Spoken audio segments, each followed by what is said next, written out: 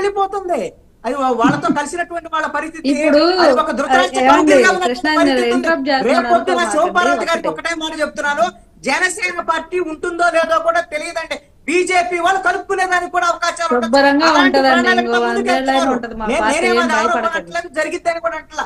ఎందుకంటే పవన్ కళ్యాణ్ ఈ రోజున తన ఎజెండాను మొత్తాన్ని కూడా బీజేపీ ఎజెండా కింద మార్చుకొని సనాతన ధర్మము, నేను సనాతన ధర్మాన్ని కాపాడుకునేటువంటి ఒక యోగిగా ఆయన ఒక సనాతన ధర్మం ఒక బీజేపీ ఎజెండానే కాదు, సనాతన ధర్మం ప్రతి ఒక్కరి ధర్మం కూడాను బీజేపీకి ఒకరికి అంటగట్టి బీజేపీ సనాతన ధర్మం ఎత్తుకుంటుందని చెప్తున్నారు. మీరు అవార్డు చేస్తున్నారు. ప్రాంతీయ ఉండేటువంటి ప్రాంతీయ తత్వము లేకపోతే అక్కడ సంస్కృతి సంప్రదాయాలు.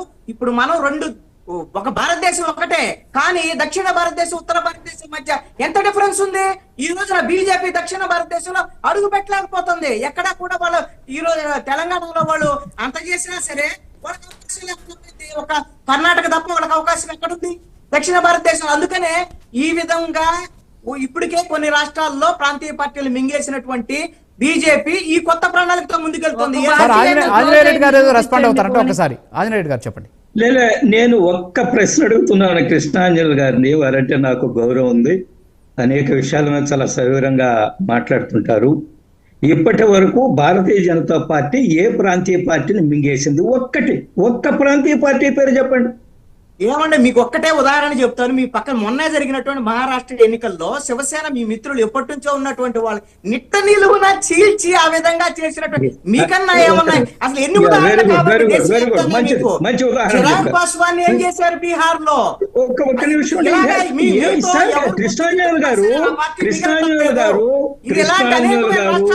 ఉదాహరణలు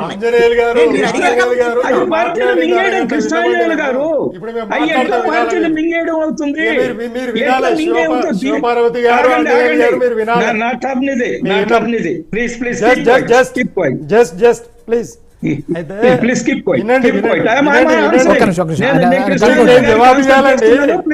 జవాబు ఇవ్వాలి.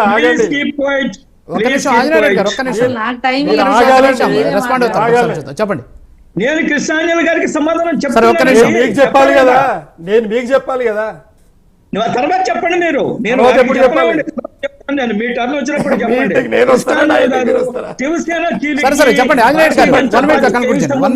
శివసేన ఉద్ధవ్ ఠాక్రే శివసేనగా ఉన్నప్పుడు బీజేపీతో కలిసి ఎన్నికల్లో పోటీ చేశారు. ప్రజలు బీజేపీ కూటమికి, ఎన్డీఏ బీజేపీ శివసేన కూటమికి అనుకూలంగా తీర్పు ఇచ్చిన తర్వాత ఏం చేశాడు ఆయన? ఉద్ధవ్ ఠాక్రే ఏం చేశారు? ఆయన ముఖ్యమంత్రి పదవి కోసము ఆశలు పెట్టుకుని నాకు పదవి రాలేదని పోయి కాంగ్రెస్ దాన్ని చీలికి భారతీయ జనతా పార్టీకి ఏమిటి? జేడీయూ తోటి మేము ఉన్నాము. ఏమైంది జేడీయూ? మేము అన్నది ఏం చేయగలిగాము? మేము అనేక రాష్ట్రాలు ప్రాంతీయ పార్టీలతో కలిసి ప్రభుత్వాల్లో ఉన్నాము. ఆరోపణ కొంత అర్థం ఉండాలండి. మరి అంత అమాయకంగా అంత గుడ్డిగా ప్రజలు నమ్ముతారు. మనం ఏం మాట్లాడినా గానీ ఏం ఆరోపణ చేసినా గానీ అనుకుంటే ఐఎమ్ సారీ కృష్ణాంజలి గారు. ఈ రోజు ప్రాంతీయ పనిచేస్తుంది భారతీయ జనతా పార్టీ. అధికారంలో ఉన్న అనేక రాష్ట్రాలు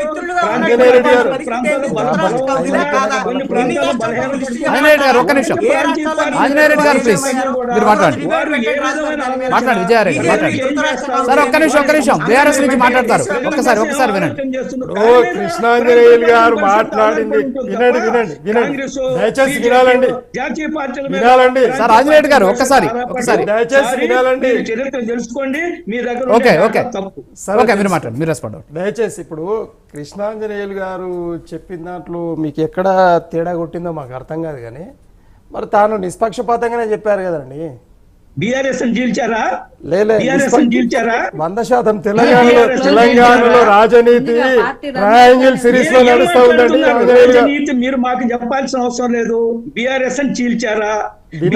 ఒక్క లోక్సభ సీటు కూడా గెలవలేకపోయింది, దానికి బీజేపీ బాధ్యత. బీఆర్ఎస్ అధికారం కోల్పోయింది, దానికి బీజేపీ బాధ్యత. ఏం మాట్లాడుతున్నారండి? దాన్ని మాట్లాడియాలి కదా. అడుగుతున్నాను. మీరు ఒక్క కొద్దిగా సైలెంట్ గా ఉంటే నేను మాట్లాడతా. జనతా పార్టీ ఏమైనా సంబంధం? మీరు సైలెంట్ గా ఉంటే నేను మాట్లాడతా. పార్టీ ఆంజనేయులు గారు, ఒక్క నిమిషం. Silent గా ఉంటే ఒక్క నిమిషం వారి వర్షం మాట్లాడతారు. విందాం ఒకసారి చెప్పండి. 5-6 మంది ముఖ్యమంత్రులను జైల్లో పెట్టినటువంటి భారతీయ జనతా పార్టీ ఏం మాట్లాడతారండి? పార్టీలను నిట్టనిలువున చీల్చి రాష్ట్రాలను ప్రాంతీయ పార్టీలను అధోగతి పాలు చేసినటువంటి భారతీయ జనతా పార్టీ ఏం మాట్లాడతారండి? ఏం మాట మాట్లాడతారండి? నిన్ను పెడతారు, నన్ను పెడతారు, వదిలిపెట్టరు. ఎవరిని తప్పు అదే చేస్తారు అదే అదే ప్రజల మీరు అనేది వదిలిపెట్టరు. అధికారం అనేది తలకు నెత్తికెక్కితే వెంటనే ఉంటుంది.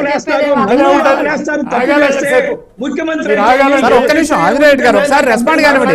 ఆంజనేయ రెడ్డి గారు ఒక్క నిమిషం. ఆంజనేయ రెడ్డి గారు మీరు మాట్లాడండి, మీరు రెస్పాండ్ అవ్వండి. ఆంజనేయ రెడ్డి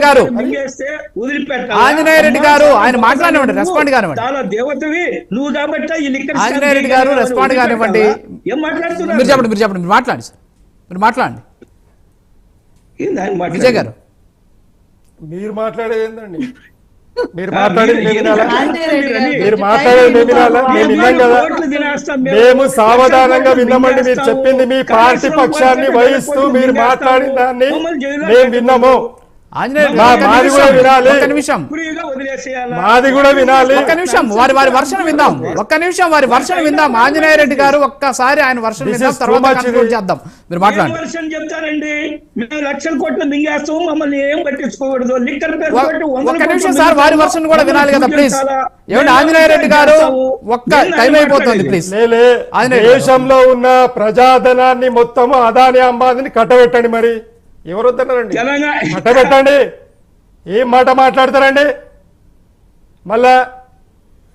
అయితే ఇక్కడ జాతీయ పార్టీలు అనేటివి అనకొండ లాంటి రాజ్యహింస అనేది రుచి చూసిన వాళ్ళం మాకు. కాబట్టి రాజ్యాధికారం ఎట్లా ఉంటుందో మాకు తెలుసు కాబట్టి మేము ఆ మాట మాట్లాడుతూ ఉన్నాం. జమీలీ ఎన్నికలు ఎందుకు వద్దు అనే కారణాలు ఉన్నాయి మా దగ్గర, మేము చెప్పగలుగుతాం. చెప్పండి. మరి అలా మాట్లాడితే ఎట్లా అండి? మీకు దమ్ముంటే రీకాల్ యాక్ట్ పెట్టండి. ప్రజలకు పనిచేయనటువంటి దద్దమ్మ ఎమ్మెల్యేల మీద, దద్దమ్మ ఎంపీల మీద, ప్రజలను శరబడుతున్నటువంటి ఎంపీలు ఎమ్మెల్యేల మీద మీకు దమ్ము ధైర్యం ఉంటే రీకాల్ యాక్ట్ పెట్టండి. మళ్ళీ దానికన్నా మళ్ళీ చాలా సవరణలు ఉన్నాయి. లేలే, చెప్తున్నా నేను. ఏం మాట మాట్లాడతారండి? ఎన్నికల గురించి జమిలి చెప్పండి. ఎన్నికలు పెడితే ఒప్పుకోవడం మీకేం అభ్యంతరాలు ఉన్నాయి? కాల పరిమితి పెంచడము.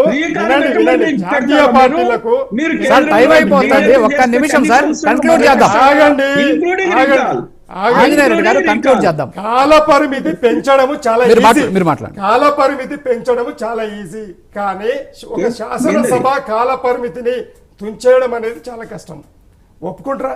ఎగ్జాంపుల్ మీకు చెప్తా. ఇప్పుడు తెలంగాణలో కాంగ్రెస్ పార్టీ అధికారంలో ఉందండి. జమిలీ ఎన్నికల్లో ఒక ఆదేశం వచ్చేస్తుంది, కాంగ్రెస్ పార్టీ విరోధం చేస్తుంది. ఈరోజు రేవంత్ రెడ్డి క్యాబినెట్ ఈ శాసనసభ రద్దు చేస్తుందా అండి? మీరు ఒక మాట అంటే పెంచడం చాలా ఈజీ, కానీ పరిమితిని తగ్గించడం అనేది ఎవరి తరం కాదు. దానికోసమే జమీలీ ఎన్నికల విషయంలో దానికే కదా రాజ్యాంగ సవరణ అనేది చెప్పేది. ఆ సవరణకు కాంగ్రెస్ పార్టీ లేదంటే తదితర పార్టీలు ఒప్పుకోవాలి కదా.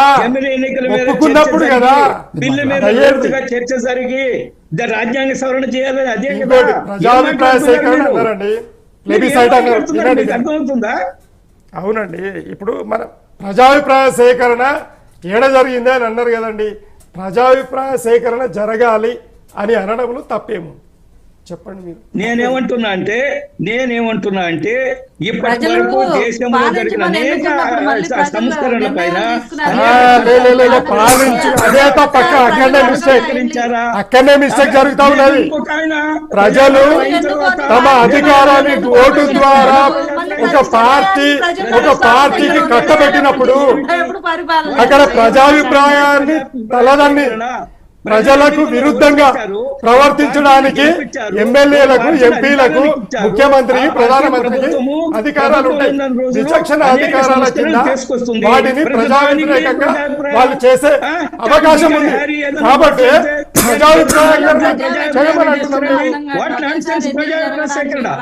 దానికి చాలా ఉన్నాయి, సవరణలు ఉన్నాయి. వీళ్ళు అనుకున్నంత మాత్రం జరిగిపోయే పరిస్థితి లేదు.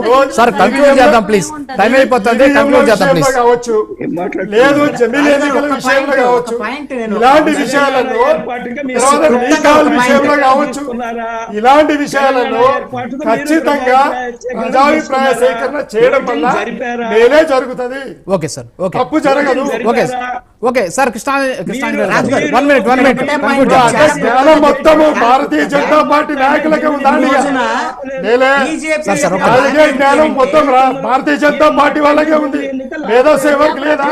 ఒక్క నిమిషం మేధస్సు ఎవరికి లేదా? కృష్ణాంజనేయులు గారు మీరు రెస్పాండ్ అవ్వండి 1 minute సార్. ఆంజనేయ రెడ్డి గారు క్లోజ్ చేద్దాం, టైం అయిపోతుంది ప్లీజ్. నేను సింపుల్ పాయింట్ చెప్తున్నా అండి.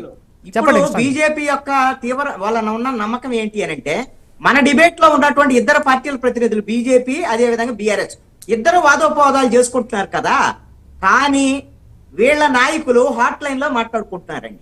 ఎందుకు ఈ మాట అంటే బీఆర్ఎస్ నాయకులు కోపం వస్తే రావచ్చాం. ఇప్పుడు కూడా బీఆర్ఎస్ నాయకులు ఎక్కడ కూడా మేము దీన్ని వ్యతిరేకించడానికి కారణాలు ఉన్నాయి అన్నారు, కానీ మేము వ్యతిరేకిస్తున్నాం అని చెప్పలేనటువంటి పరిస్థితిలో ఉన్నారు. ఒకవేళ అట్లా హాట్ లైన్ లో మాట్లాడుకుంటే మా కవితమ్మ జైలుపోయేది కాదు కదండి, మా కవితమ్మ జైలుపోయేది కాదు కదా. ఒకవేళ హాట్ లైన్ లో మాట్లాడుకుంటే ఇది హాస్యాస్పదం అండి, హాస్యాస్పదం అండి. మీకు రాంగ్ అండి అది. పార్టీ దగ్గర రాంగ్, నుంచి దీన్ని ఖండిస్తున్నాం మేము. బీఆర్ఎస్ దగ్గర నుంచి దీన్ని మేము ఖండిస్తున్నాం. మా కేసీఆర్ గారు భారతీయ జనతా పార్టీ అధిష్టానం, okay sir, okay, Congress party అధిష్టానానికి సమదూరంలో ఉన్నారు, యా. సమదూరంలో ఉన్నారు. Thank you sir, thank you